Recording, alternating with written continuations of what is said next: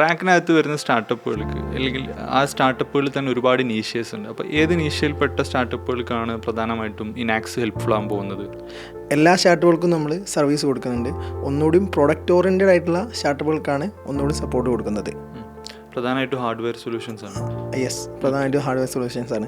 അതിൻ്റെ MVP development കാര്യങ്ങളൊക്കെയാണ് നമ്മളെ R&D ലാബൊക്കെ യൂസ് ചെയ്തിട്ട് കറക്റ്റായിട്ട് അവർക്ക് കാര്യങ്ങൾ പ്രൊഡക്റ്റ് ഡെവലപ്പ് ചെയ്യാനും അതിൻ്റെ കാര്യങ്ങളൊക്കെ ചെയ്യാനും കറക്റ്റായിട്ട് പറ്റുന്നത്.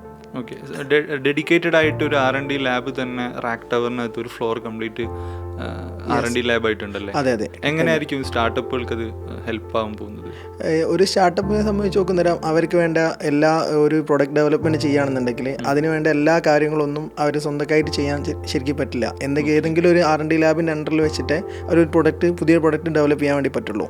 നോർമൽ കേസിൽ ഇപ്പോൾ നമ്മുടെ നാട്ടിലെ ഒരു R&D ലാബിൻ്റെ ഒരു അവൈലബിലിറ്റി ഒക്കെ അനുസരിച്ച് നോക്കുന്നേരം എല്ലാ R&D ലാബിലുള്ളത് പഴയ കുറച്ച് സിസ്റ്റംസും കാര്യങ്ങളൊക്കെ ആയിട്ടുള്ള ഒരു പഴയ സെറ്റപ്പാണ്.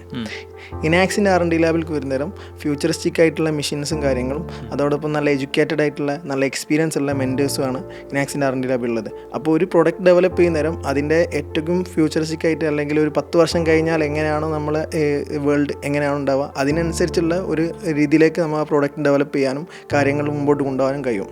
So you guys make the process very easier. ഒരു ടൈം കുറേ കുറക്കാൻ പറ്റും. യെസ്. ഇതിപ്പം ഒരു സ്റ്റാർട്ടപ്പിനകത്ത് എനിക്കിതിൻ്റെ വലിയ ധാരണ ഇല്ലായിട്ടാണ് ചോദിക്കുന്നത്. അതായത് കുറേ എക്യുപ്മെൻറ്റ്സ് അല്ലെങ്കിൽ ഹാർഡ്വെയർ റിലേറ്റഡ് ആയിട്ടുള്ള കുറേ പർച്ചേസ് ആവശ്യമുണ്ടാവും. സോ ആ പർച്ചേസ് ചിലപ്പം ഒരുപക്ഷെ സാധനം മാറിപ്പോയേക്കാം, ഈ പ്രോട്ടോടൈപ്സ് ചിലപ്പോൾ തെറ്റിപ്പോയേക്കാം, ഇത് പിന്നെയും റിവിഷൻസ് വേണ്ടി വരില്ല. യെസ്. അതിൻ്റെ ഒരു സംഭവം വരുന്നത് വെച്ചാൽ ഈ സംഭവം നമുക്ക് ചെറിയ പ്രൊഡക്റ്റുകളും നമുക്ക് വാങ്ങാൻ വേണ്ടി പറ്റും. പക്ഷേങ്കിൽ ഈ പ്രൊഡക്റ്റ് കറക്റ്റായിട്ട് യൂസ് ചെയ്യണമെങ്കിൽ അതിനനുസരിച്ചുള്ള കറക്റ്റായിട്ടുള്ള മെഷീനറീസ് ആവശ്യം ഉണ്ടാവും. അപ്പോൾ ഇങ്ങനത്തെ ഒരു മെഷീൻ നമ്മളെ സംബന്ധിച്ച് നോക്കുന്ന ഒരാൾക്ക് ഒരു പ്രൊഡക്റ്റ് ഡെവലപ്പ് ചെയ്യാൻ വേണ്ടിയിട്ട് മാത്രം ഒരു മെഷീൻ വാങ്ങാൻ പറയുന്നത് ഒരിക്കലും സാധ്യമല്ല കാര്യമല്ല. അപ്പോൾ നമ്മൾ R&D ലാബിൽ വരികയാണെന്നുണ്ടെങ്കിൽ അവിടുന്ന് കാര്യങ്ങൾ ചെയ്യുന്നേരം ഒന്നുകൂടി അവിടെയുള്ള ഫെസിലിറ്റീസൊക്കെ യൂസ് ചെയ്തിട്ട് കറക്റ്റായിട്ട് അവിടെ മെൻറ്റേഴ്സിന് സപ്പോർട്ടും കൂടിയിട്ട് കറക്റ്റായിട്ട് ആ സംഭവം ഡെവലപ്പ് ചെയ്യാൻ വേണ്ടി പറ്റും. സോ ഒരു സ്റ്റാർട്ടപ്പിന് വേണ്ട കംപ്ലീറ്റ് ഹാർഡ്വെയർ ഫെസിലിറ്റീസ് പ്രൊവൈഡ് ചെയ്യുന്നു എന്നുള്ളത് മാത്രമല്ല, അത് കൂടാതെ അവരുടെ മെൻറ്റർഷിപ്പ് അടക്കമുള്ള എല്ലാ കാര്യങ്ങളിലും നിങ്ങൾ സപ്പോർട്ട് ചെയ്യുന്നുണ്ടെന്നാണ്. യെസ്, അതെ. ഓക്കെ, അവരുടെ ടൈം സ്മൂത്ത് ആക്കി കൊടുക്കും, ടൈം കുറേ റെഡ്യൂസ് ചെയ്ത് കൊടുക്കും. അതെ. Okay, all the best for that. Thank you.